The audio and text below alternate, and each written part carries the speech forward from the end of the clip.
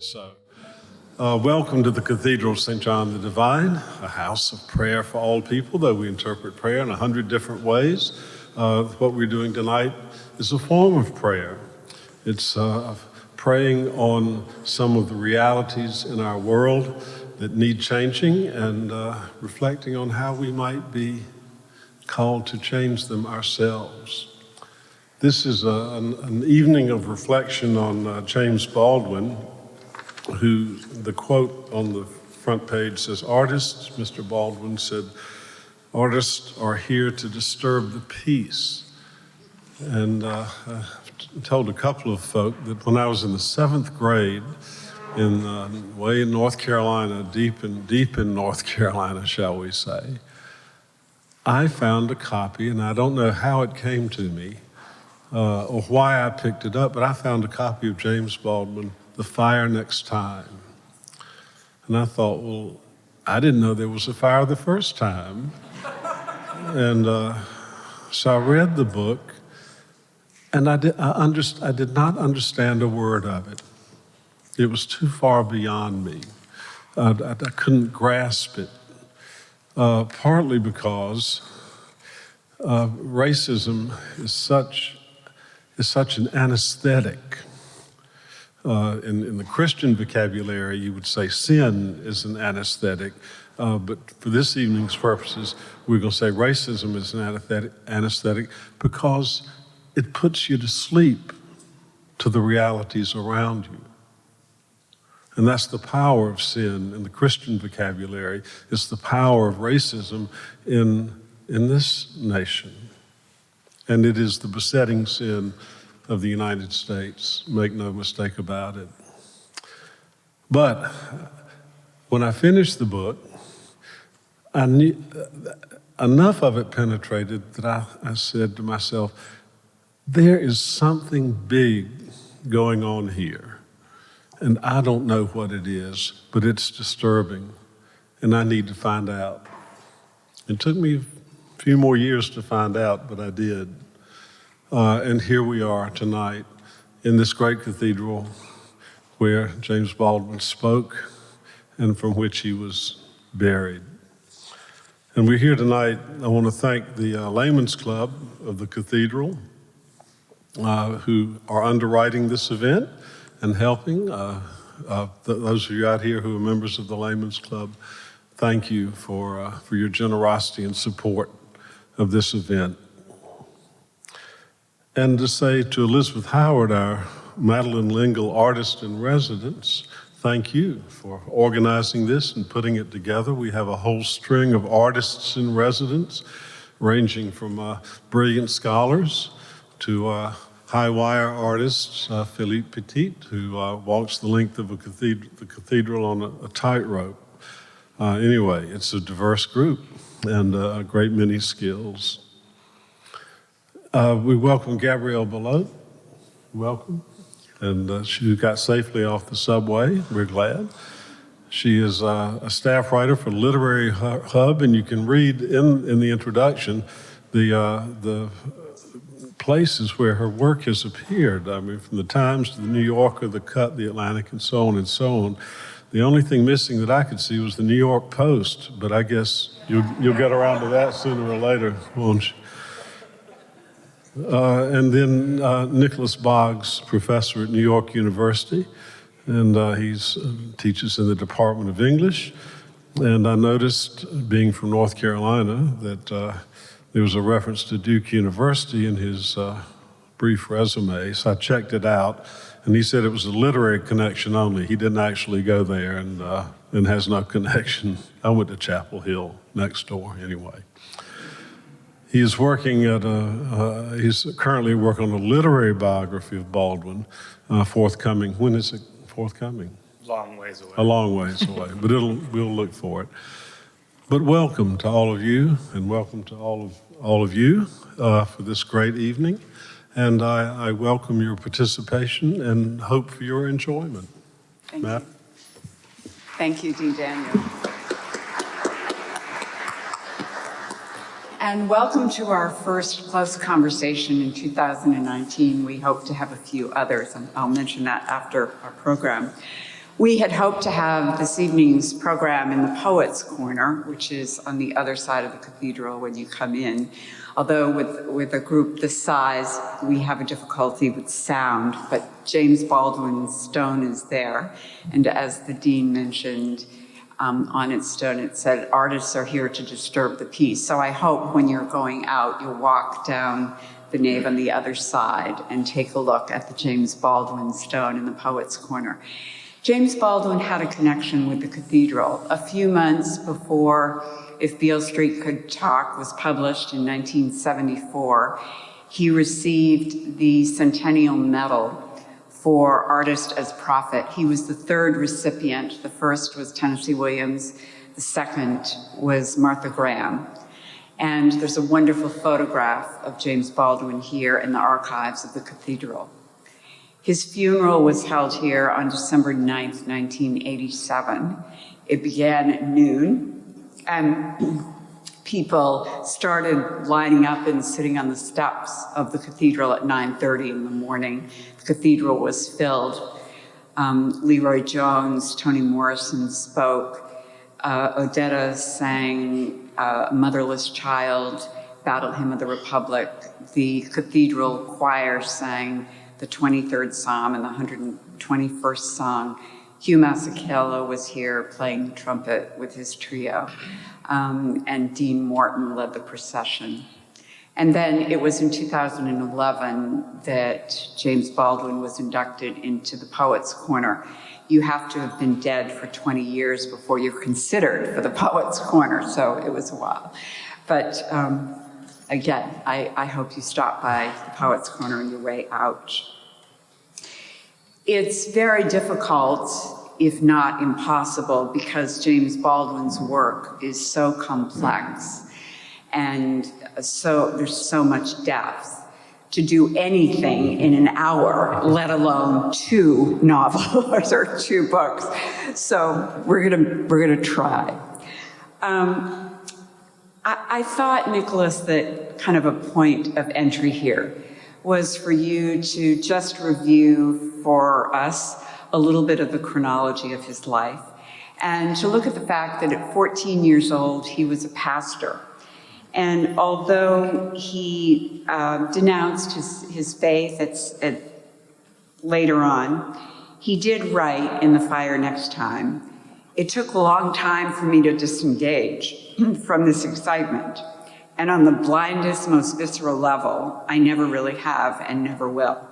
There was no music like the music, no drama like the drama of the saints rejoicing, the sinners mourning, the tambourines racing, and all those voices coming together and crying holy unto the Lord." Thank you so much, Elizabeth. That's a wonderful quote, and of course it's reminiscent of Go Tell It in the Mountain and all sorts of different works. I want to thank Dean Daniel, Elizabeth, Gabrielle, and everybody for coming tonight.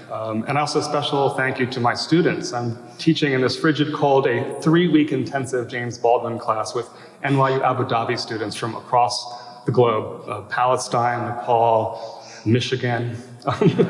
So thank you guys for coming. We spent the last 3 weeks deeply ensconced in his work. In Greenwich Village, they checked out where he lived on Horatio Street. They went to his mentor, Buford Delaney's home, or where it used to be. But we spent a lot of time in the Schomburg archives, which was just an incredible experience, thanks to Stephen Fullwood, the archivist up there, who put those papers together.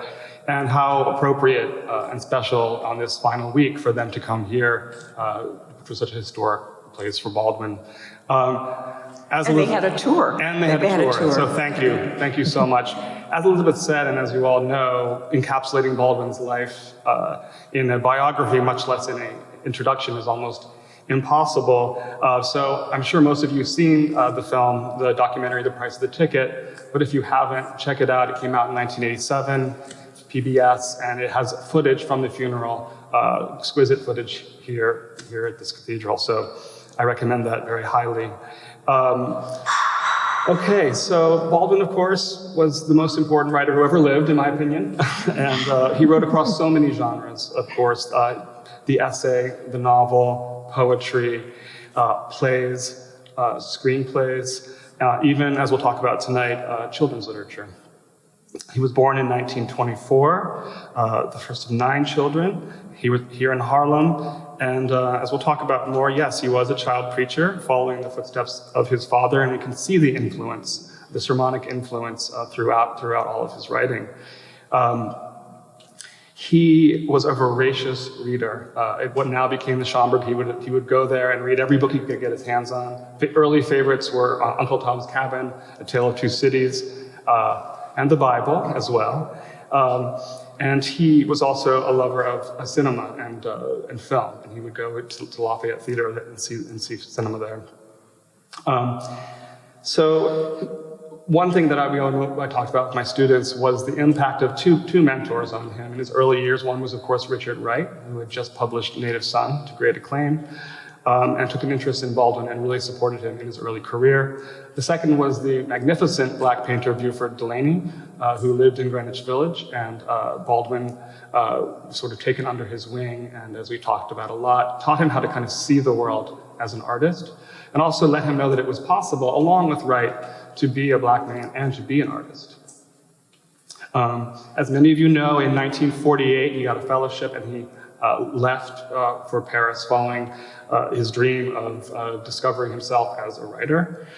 He had published already a few reviews at that point, but he felt, as he said, as he wrote, that if he stayed in the States, he would only be allowed to be only a Negro writer. He'd only be allowed to write about other black writers, and he felt that his birthright was the world.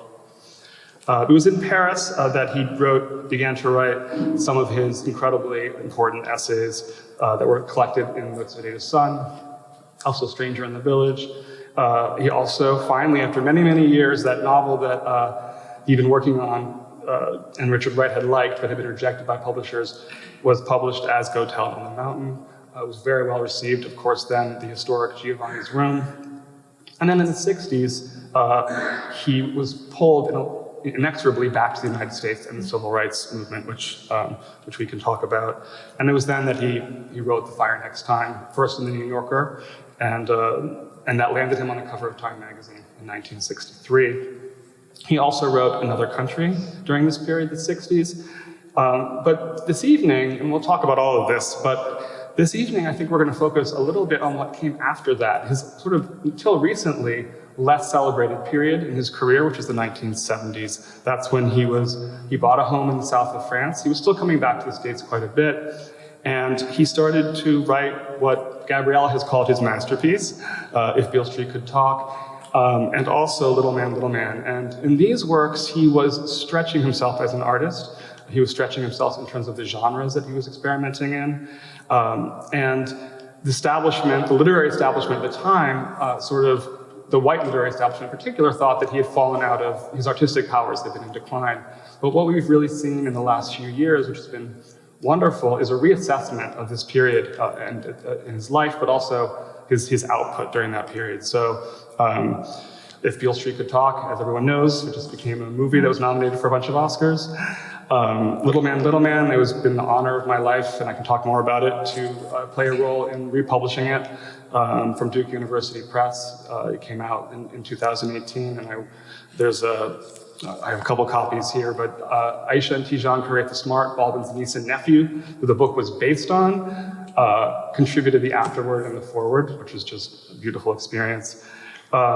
So we want to sort of reassess, I think, these later works. And Gabrielle, I came to know Gabrielle because I read just a beautiful piece she wrote for the Paris Review Online about If Beale Street Could Talk. And then she also wrote a wonderful piece for the New York Review of Books about Little Man, Little Man. So we are just excited to speak with each other, but also with all of you. It's Baldwin fans are always a warm and wonderful group of people in the world. So thank you all again for coming.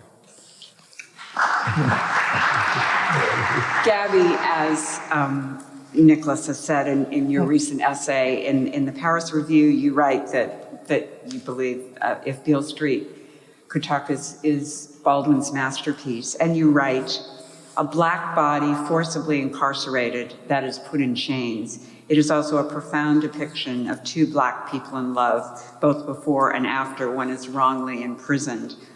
Police brutality and injustice are something that we live with every day.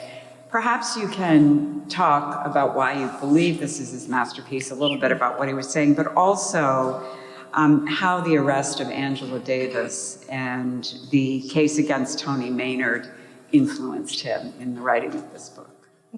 Sure. Well, firstly, thank you for coming on such a cold night.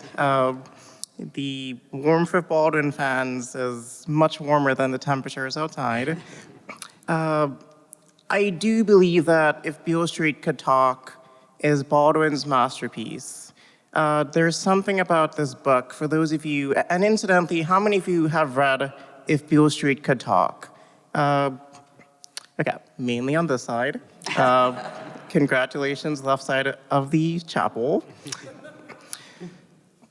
There's something very tender to me about this book. We often think of James Baldwin, quite rightly, as someone who spoke truth to power, somebody who attacked injustice, somebody who, in a very sermonic, very pulpit-like manner, interrogated the racism, the white supremacist ideologies, and structural racism that he lived through. Most of his essays, you read them and you can feel a kind of brimming but justified anger.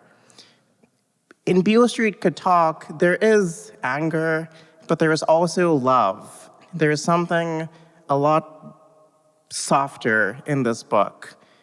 It's not a soft book, but it's a tender depiction of Black people in love.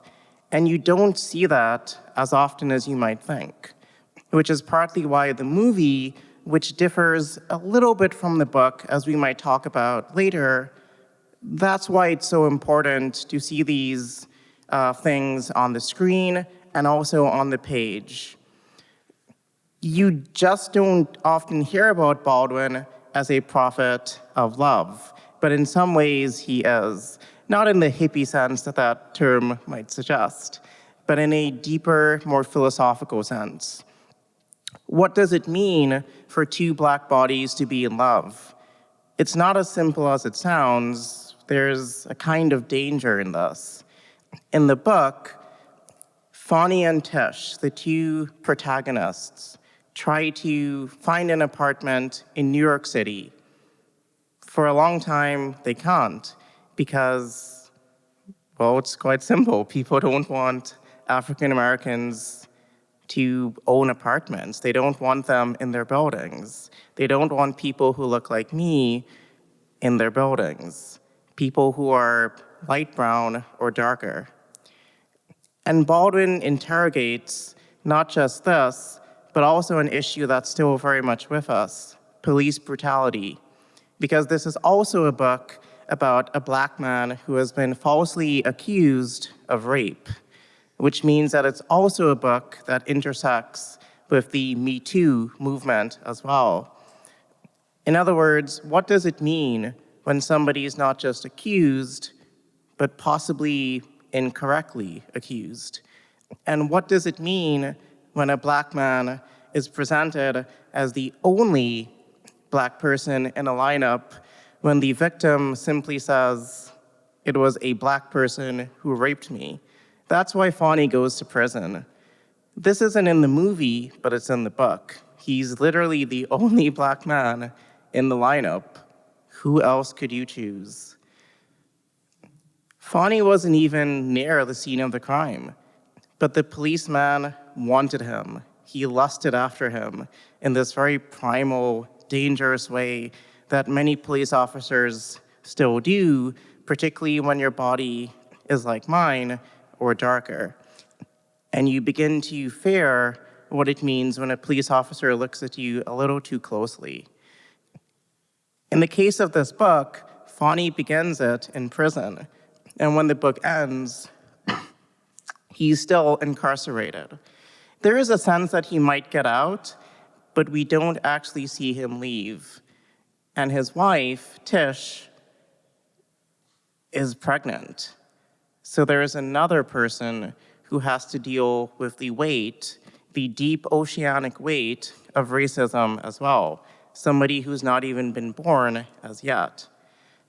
Baldwin draws all of this together, and to me, this is his masterpiece easily, because it hits every single thing that was important then and still is important now. What does it mean to exist as a Black body in America? What does it mean to be pursued by the police? What does it mean to be accused of a crime? And in particular, accused of a crime with the misfortune of looking like Fonny. When a white police officer decides that you must be the perpetrator, even though you were on the other side of Manhattan when the crime happened. So there are many reasons why I think those of you on the right side of the pew should definitely read this book if you haven't already. The movie is a very moving depiction in some ways of what the book gives us. But the sharper edges of the book are not always represented in the movie. There are some things that the movie excised for various reasons.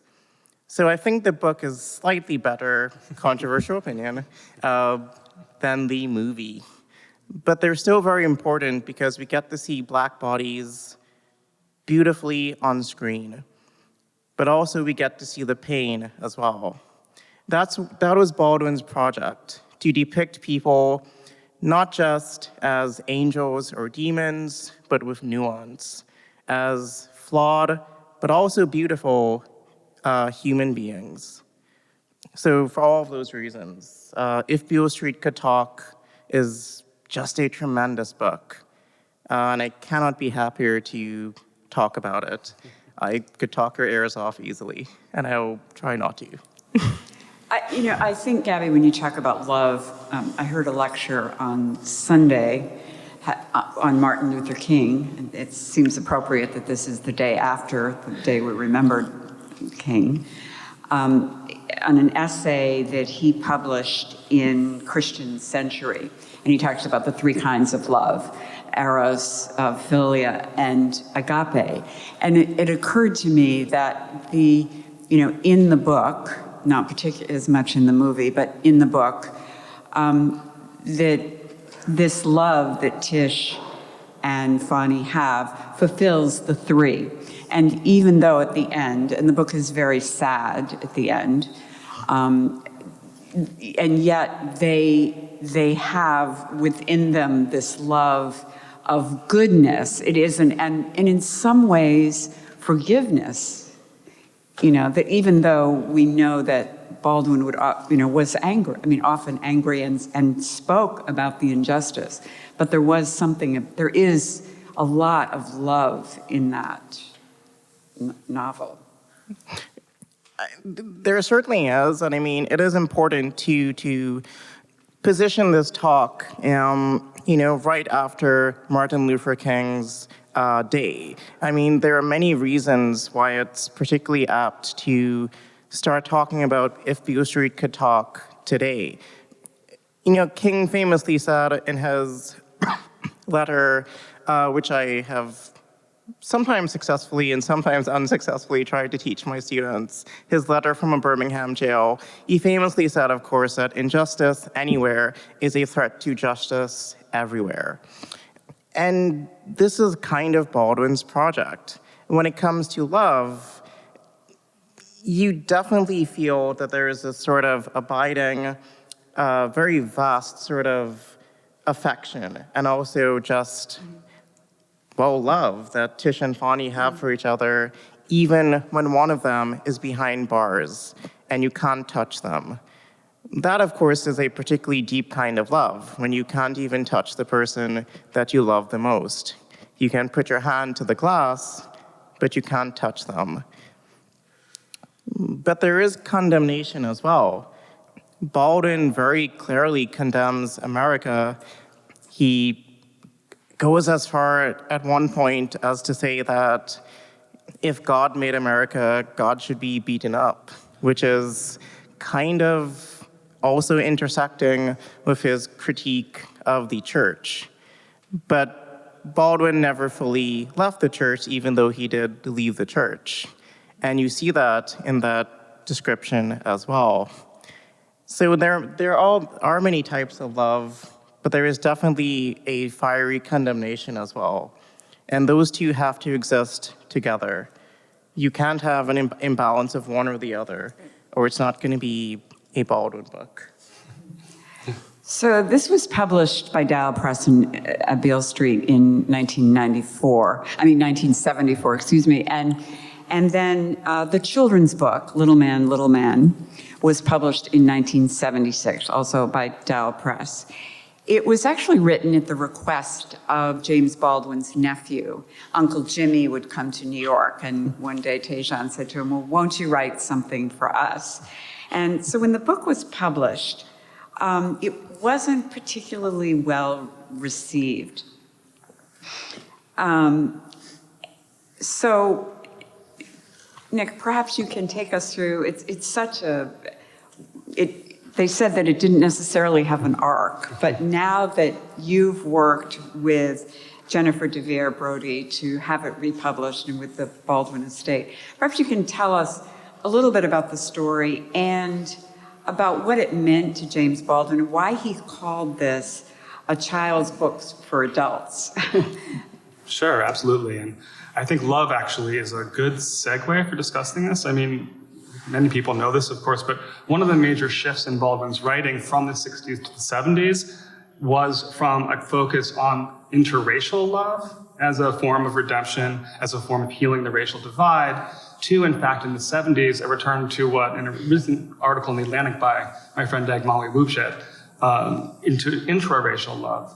So we see that in If Beale Street Could Talk, and its focus on a young Black love story. But we also see it in Little Man, which was inspired by his niece and nephew, and other nephews, including Daniel, whose mother is here tonight. But it was born out of love. It was also dedicated to Buford Delaney, who was ailing at that time with the early stages of schizophrenia. And of course, Baldwin learned about love from Delaney. So, but its focus was on Black childhood in Harlem. As Baldwin put it, it was a celebration of the self-esteem of Black childhood. So it was a turn, I think, somewhat out of frustration with sort of the failure of more gains in the civil rights movement. It was a turn away from a focus on interracial reconciliation, and a turn, I think, at the tail end of the Black arts movement as well, to a focus on complex human representations of Black life.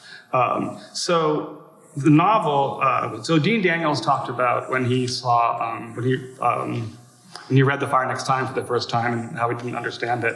And I confess that when I first picked it up and I brought an original copy, I was in college taking the first class ever at Yale devoted entirely to Baldwin's work, and the professor mentioned that the Beinecke Rare Book and Manuscript Library had a copy of this children's book. And I thought, Baldwin wrote a children's book? Never heard of it. So I went there, and I, as he did with The Fire Next Time, I couldn't understand it. It looked like a children's book. It felt like a children's book, but it was described, and I'll just read the description.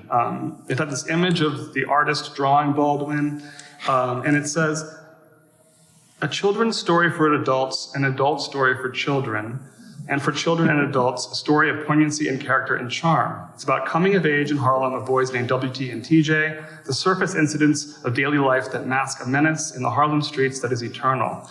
And it goes on. This was the British edition, but the US edition just called it a child story for adults. And what was so interesting about the book, and why I think it was misunderstood at that time, was the way that it was bending genre. And this was something that he was also doing in If Beale Street Could Talk, not bending genre, but bending gender. He wrote, If Beale Street Could Talk was his only novel narrated from the first person perspective of a Black woman, which is sort of unheard of. So he was really experimenting and pushing himself as an artist in the 70s in ways that were just coming to appreciate. But what's remarkable about this book also is that it's written entirely in Black English, okay? He has that remarkable essay he wrote a few years later, "If Black English isn't a language, then tell me what is." He was really committed here to celebrating the language of his childhood and also the language of the childhood of his nieces and nephews. So when you read this book, you are carried along with this sort of poetic language, but it doesn't have much of a plot. And it's very hard to tell who the audience is supposed to be. But as I read it more and more, I just became so curious about it. So I wrote to David Leeming, Baldwin's wonderful biographer, to see if he could put me in touch with Yoran Cazac, this French artist. There was one paragraph about him in the biography, and he wrote me back. This was in like 1996, and he said, "I never met him. I don't know anybody who is." A few years later, I was in grad school right here at Columbia, and I sent out a bunch of emails to art historians in Paris, saying, leaving my phone number. "Do you know anything about this person, Yoran Cazac? He may be dead, but I'd like to get more information about him." 3 weeks later, I'm sitting in my studio apartment in Brooklyn. The phone rings. It's this raspy French-accented man calling from Paris, telling me he's alive and heard I'm looking for him. Would I like to come over there to see an exhibition? I was getting my PhD. I had no money. I signed up for my third credit card, booked a plane ticket, and really from there is where the republication effort came. As the book itself was a collaboration between two very close friends, Baldwin and Yoran. But the republication was a collaboration between the Cazac family and the Baldwin family. It was a collaboration across generations, across transatlantically, across race. And it was a really meaningful, we had the launch event at the Schomburg, and we just had another one at the African American History and Culture Museum in DC. So it's been a long road, but it's been beautiful to bring it back into print. And I think it's very appropriate that If Beale Street Could Talk is sort of getting renewed attention now, because they are part of this shift towards sort of intra-racial dynamics, but also, I think, fairly radical experimentation with literary form that Baldwin hasn't been fully credited with before. Yeah, and I think an important book to read to children, because it really covers what it's like. I mean, the poverty, the racial injustice, everything, the policemen, the police brutality. Police brutality, all of it is there. So, and in Black English. And so you are really, for a child who isn't growing up in Harlem or in these circumstances, it serves as a way to help that child or that adult really understand. And the illustrations, Yoran Cazac had never been to Harlem, and he never came to Harlem. So, I mean, that's a wonderful story about Buford Delaney telling when he suggested to James Baldwin that he look in a puddle, and perhaps you can tell that story. Sure, I mean, and Gabby and I can talk about it. Baldwin told the story many times in many essays, but when Buford Delaney was his mentor when he was like 16 or 17 in the Village, they were walking down Broadway, and he pointed at a puddle of water and said, "Look, what do you see?" And Baldwin looked at it and he said, "I don't see anything. I see a puddle of water." And then Delaney said, "Look again." And he looked more closely, and he saw, sort of floating in the water, the reflection of the buildings around into something sort of strangely, unexpectedly beautiful. And so that's an example of how Delaney taught him to see. And this book is all about sight and seeing. This is Blinky, who is actually based on Aisha Karefa Smart, one of Baldwin's nieces. And she wears these eyeglasses that who were given her by white teachers at school.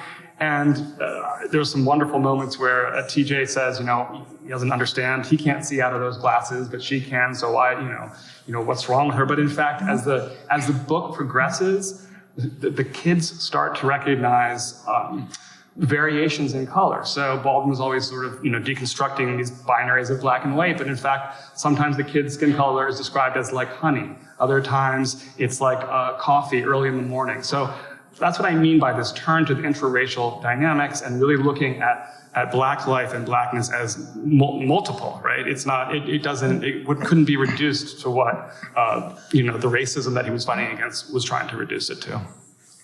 I think, there's an exhibit up now at the David Zerner Gallery in Chelsea on 19th Street and 10th Avenue, curated by Hilton Isles, and the title is God Made My Face, a collective portrait of James Baldwin. It's wonderful. I recommend. It's open, I think, till the middle of February.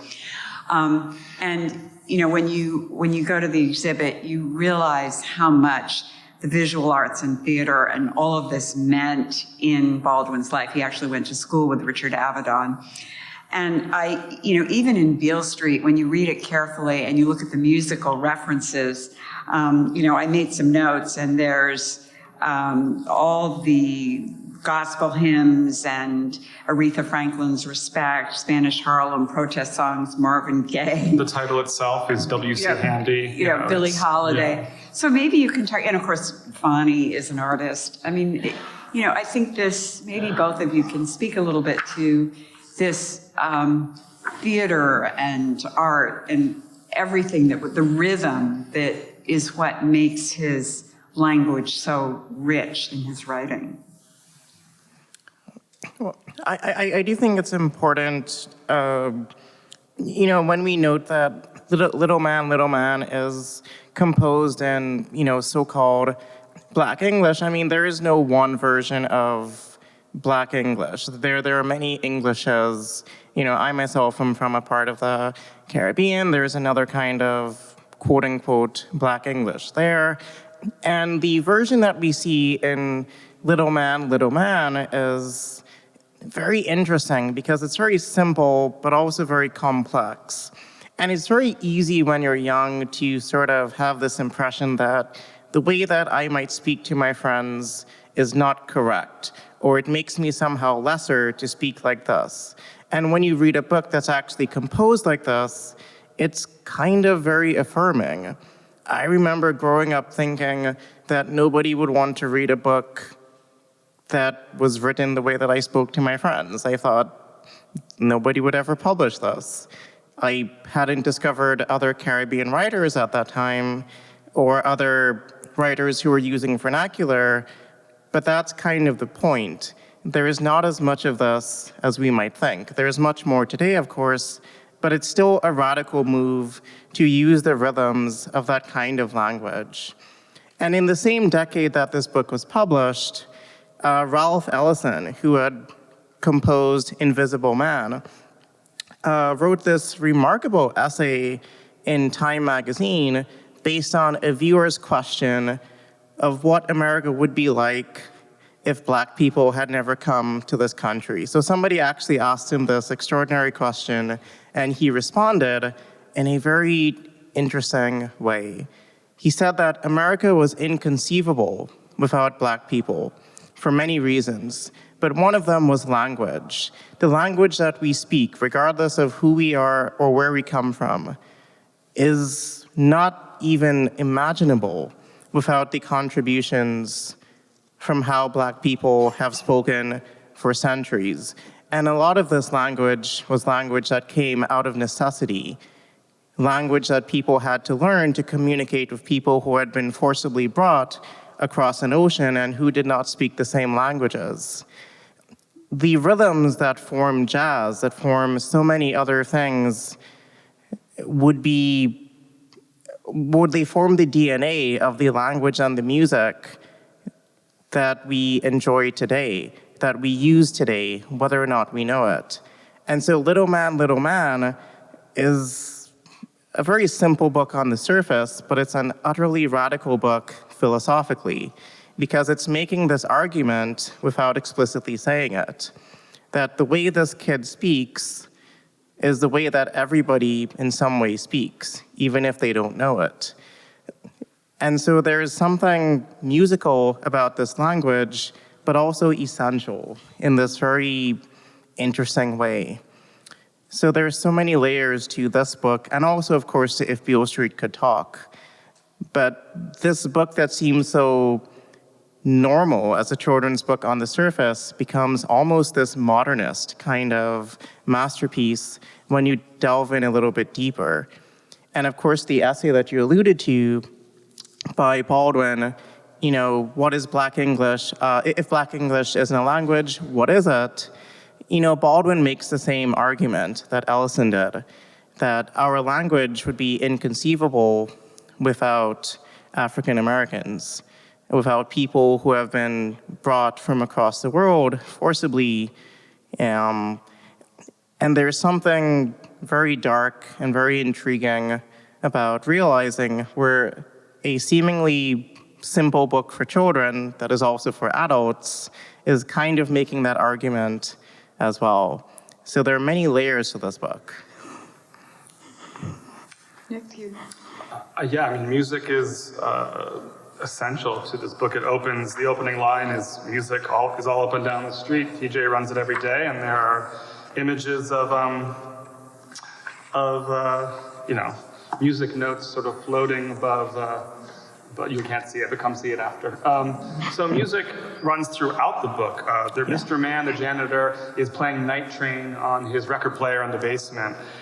There's a scene where the children are dancing to the record player, and they're doing their African strut, they call it, and a wilderness scene is bursting out of the side of the building in their imagination, and they reference they're dancing like they're in a jungle where they can't get any satisfaction, sort of riffing on the Rolling Stones, and I think sort of commenting on the history of white appropriation of black musical forms. I mean, the book it just has all kinds of references like that. Midway through it, there's a graffiti image in the back that you really wouldn't notice, but who's read Another Country and knows the character Rufus Scott? Well, there's a peace sign in graffiti above the name Rufus, and of course Rufus committed suicide, so there's a kind of rest in peace sign for him. But music also ends the book.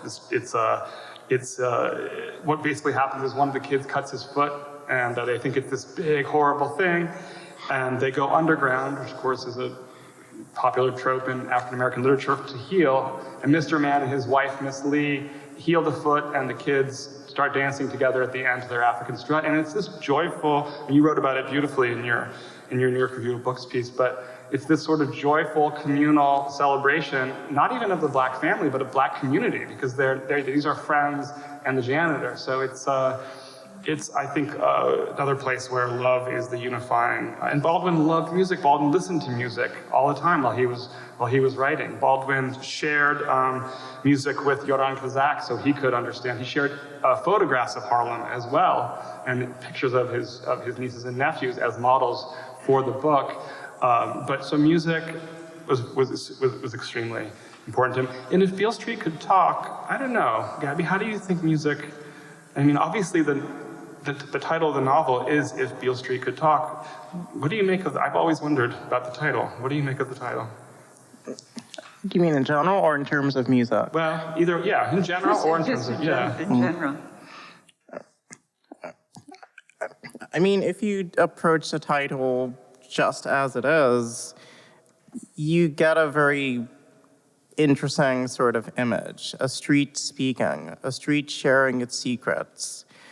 It would be very dangerous for many people if streets and buildings could talk, because then they would reveal the secrets that we might not want them to.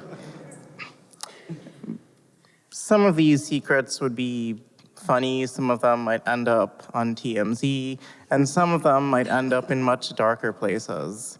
And it's those latter secrets that I think Baldwin is referencing in the title. I mean, Beale Street was important to Baldwin for many reasons. I think if you just approach this title as a layperson, though, you get something very rich out of it, which is, this is the oft unspoken truth of these streets. This is what it's like to be somebody like me. And of course, there's the fact that, as you alluded to, Baldwin is speaking through a woman, Tish, which is remarkable. Baldwin does not often do this. And her depiction has divided critics, but in many ways, I think she speaks as somebody who we would like to listen to, somebody who has things to say that are important to listen to. There are a few points where I think Baldwin might be guilty of what Audre Lorde famously said he was guilty of, which was being a man and not always understanding what it's like to not be this. There's a scene in the book where Tish is very uncomfortably pressed up close to a man in the subway, as those of us who take the subway will undoubtedly know the experience of. And I think that if you're accustomed to being perceived as a woman, it often comes across in a very specific way when a man is very close to you and you do not know who this person is or what his intentions might be. And Baldwin sort of brushes this off, or rather Tish sort of brushes this off as, the man doesn't want to do anything to me, he's just innocent. And perhaps he is, but perhaps he isn't. And it's little moments like this where I think that, if Beale Street could talk, it would tell Baldwin something a little bit more about what it's like not just to be a black man on the streets, but also what it's like to be a black woman. Something that Audre Lorde talked about at length, the difference in struggles between these groups. That black men suffer at tremendous depths and in tremendous ways, but there is still a difference in how black women are treated and what black women are expected to do and to hold up and to suffer through. And these little things come through in If Beale Street Could Talk, and in some ways they also don't. It's not a perfect book for those reasons, but no book really is. And I think it comes as close to that as you can get. Yeah, but I think the title is just endlessly resonant. And I think you should keep that image in your mind as well. What would these streets tell you if you listen to them? And would you be prepared to hear what they would tell you? So now we'd like to open this to your questions, and there's a microphone here. Yes.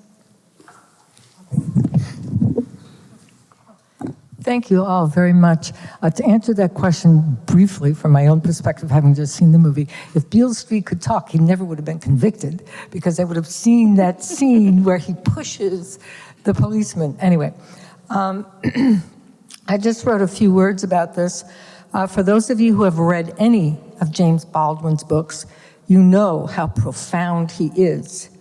Although his writing skills and emotions portrayed could not be translated to the silver screen, having been given a well-adapted script, the actors come very close with outstanding performances.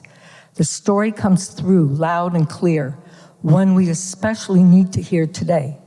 The ultimate deep sadness we're left with is its own message.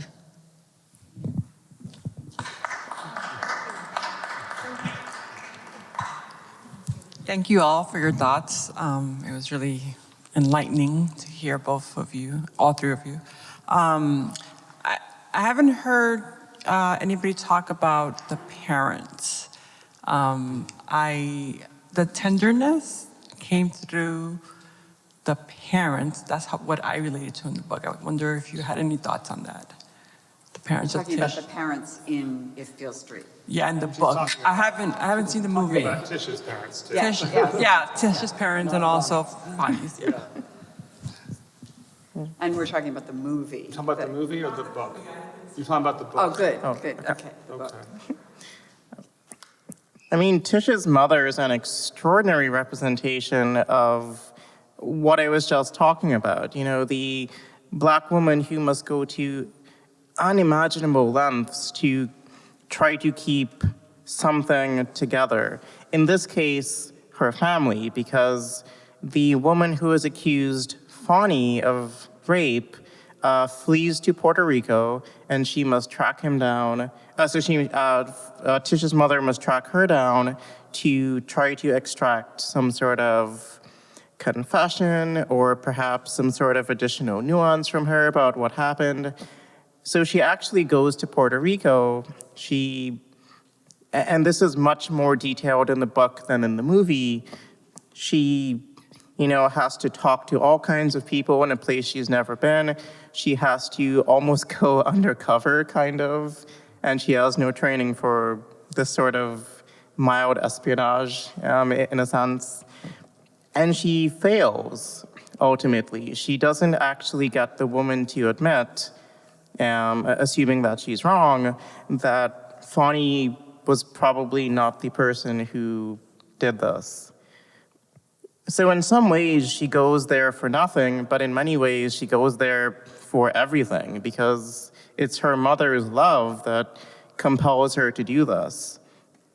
And imagine what it's like to go to a place you've never been to, looking for a person you scarcely know, to get a confession out of them. That's pretty hardcore, and not everybody would do this. Tish's father is also very understanding. And there's a good contrast, I think, also not as much in the movie, between Tish's father and Fawny's father. Fawny's father is easily prone to violence. Fawny's mother is extremely rigidly religious. She actually accuses Tish of essentially blasphemy by having a child out of wedlock, and having a child that is, in her mind, not going to be something that Tish can raise, because she doesn't appreciate the family that Fawny chose to, marry into eventually. And Fawny's father actually hits her very early on in the book. And in the movie, it's very visceral, the way that he hits her. You feel her slapping the floor, and you can feel her pain. She is not a person you're meant to connect with, but Baldwin makes you empathize with everybody, even the people who aren't the best. So yeah, the parents are very, very moving characters as well. Do you have any other thoughts on? No, I would say I think that again, this is part of this period in his career. I mean, one of my favorite photos. I mean, it's not a photo. Images is the family at breakfast in the book, and so Little Man explores, like at Beale Street, some of the darker things: police brutality, drug addiction, alcoholism. It's not shying away from any of this, but it's not a one note. It's also representing like love in family, super nurturing. But the kid is also afraid because he knows that some of his friends' fathers disappeared. So he has nightmares, right, about where he knows my father going to disappear. And so the book is just extraordinary in that way, that it sort of delves into the psychic life of children in a way that we're starting to see that more in children's literature and YA literature today. But in 1976, I mean, that wasn't really happening. Yeah. I might say I called Book Culture, which is on 112th Street, one of my favorite independent bookstores, and they do have copies of the book. So, and I really do highly recommend it. So as you're leaving the cathedral, if you want to walk down 112th Street, you can actually stop and buy a copy. Do we have another question?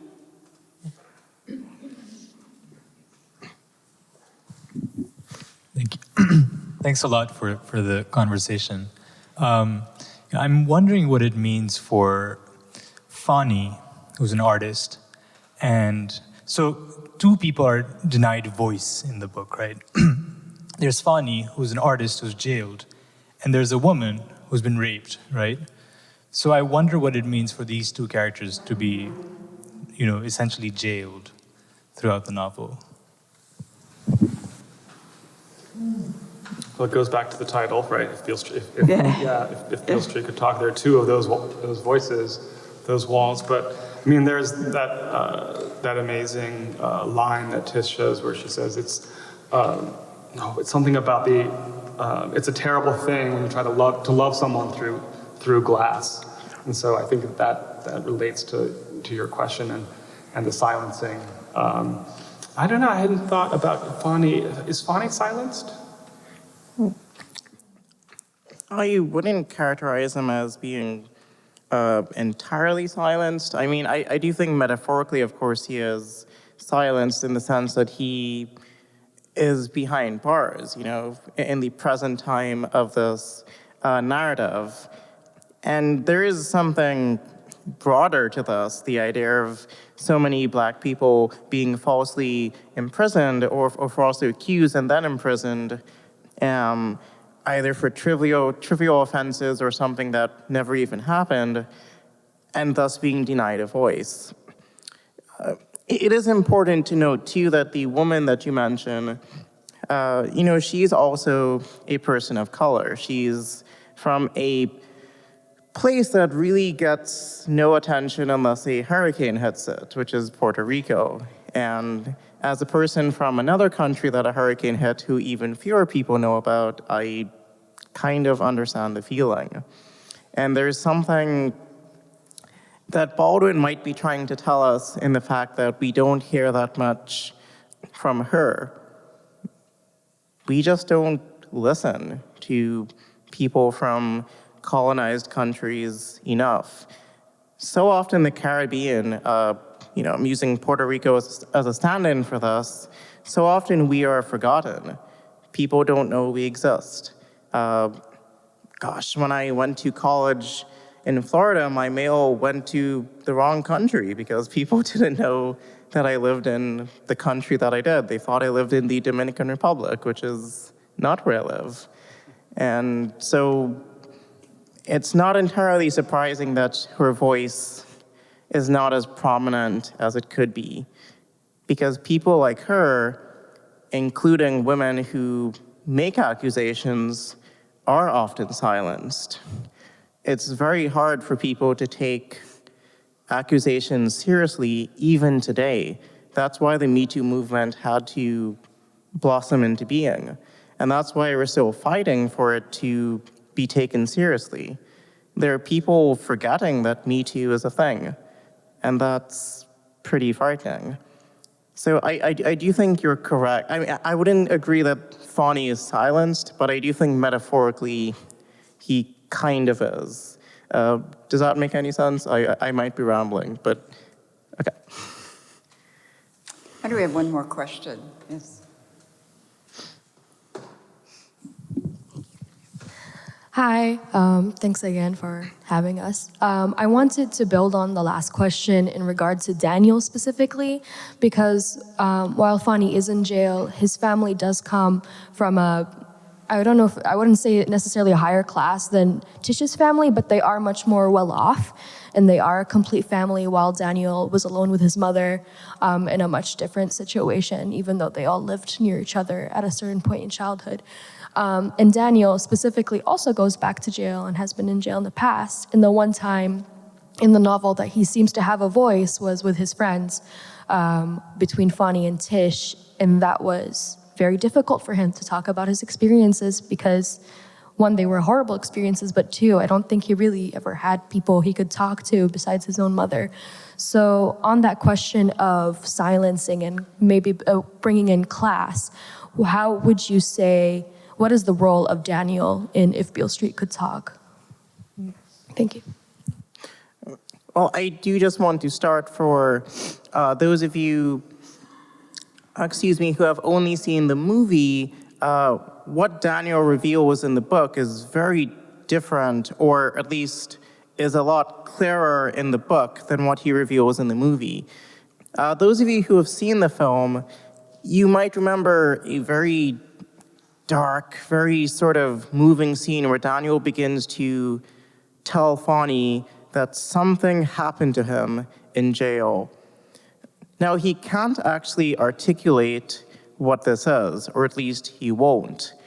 And there is something very real in this, the idea that it's hard to talk about abuse. However, in the book, he does articulate that he was in fact abused in prison. And again, this is not something that we talk about enough. And so Daniel comes out as a person carrying the weight of shame. And he doesn't have a very prominent voice in the book, partly because he's taken away again for something trivial, and he's a key witness, but the lawyer for the family of Tish cannot really get a hold of Daniel because they won't let the lawyer talk to him, or at very least he has to jump through many flaming hoops to try to get to Daniel.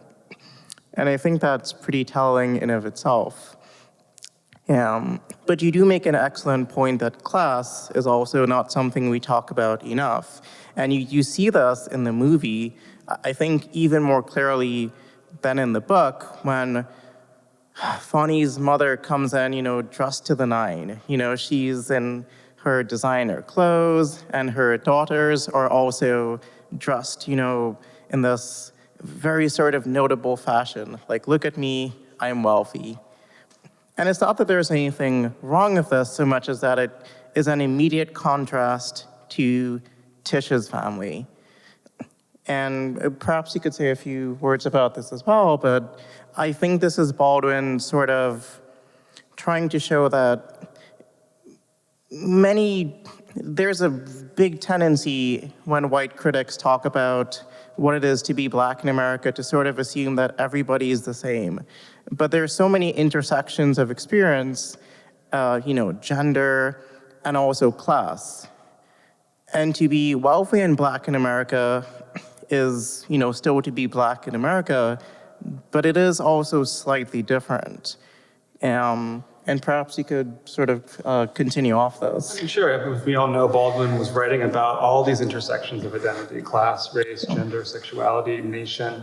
And I think, with respect to the film versus the novel, I think it's almost never fair to kind of place them in competition because they're different art forms, right?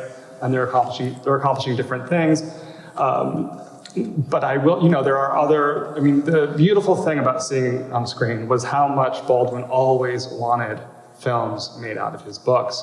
And with my students, we were at the Schomburg Archive, and we went into the Beale Street box, and they found the first draft that he wrote of If Beale Street Could Talk on a notepad, handwritten. So he would handwrite first, and then later he would type it up. But I think my hope from that film is exactly that it will continue to open the floodgates for more Black directors, more directors in Hollywood, but in particular, more of Baldwin's novels being made into films. He was dying to have Giovanni's Room made into a film.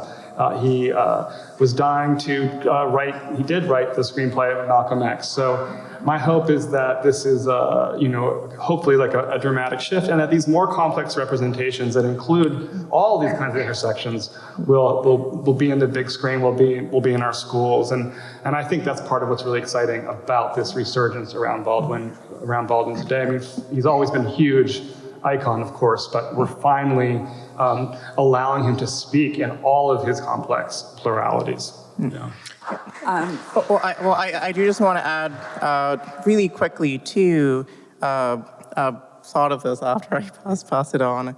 I think a good representation of that intersection is actually a movie I saw very recently, The Green Book, which is about the famous pianist, Don Shirley, who is a Black man who initially is portrayed as being sort of almost stuck up. He's very wealthy. In some ways, he's insulated from, at least you might think he is, from what poor Black people might struggle through.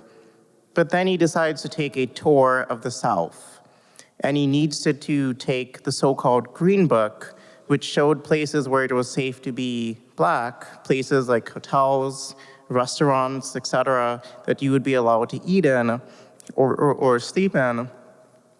And he takes that book, he goes with a very, an Italian-American driver who has a lot to learn about race.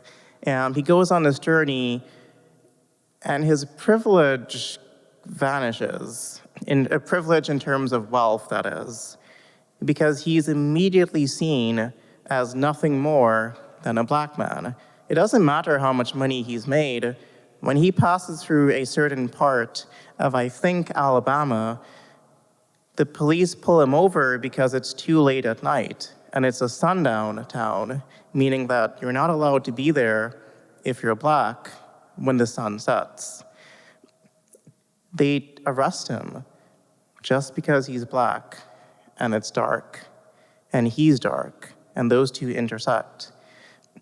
And in that darkness, his privilege also vanishes. So there are many intersections, but there is a point at which those two vanish. And it's also important to remember that as well. If we've encouraged more interest in James Baldwin. I want to say that Rich Blent, who's another Baldwin scholar, is doing a reading group at the 92nd Street Y beginning in February. And there's recently, it's been released on YouTube, a 2-hour interview of Nikki Giovanni when she was 24 years old with James Baldwin in conversation. He was 47. It was in 1971 in London. It's just a fascinating interview. And if you watch it and then think about our conversation, some of it will kind of make sense. And I sort of walk around with my Library of America Baldwin essays in my bag. It's always, they have the 3 volumes with the short novels, the longer novels, and the essays. So anyway, I thank you all for coming, and we hope to have another conversation in March. We don't have the date yet, but it will be on the Cathedral of St. John website. So thank you. Thank you, Gabby and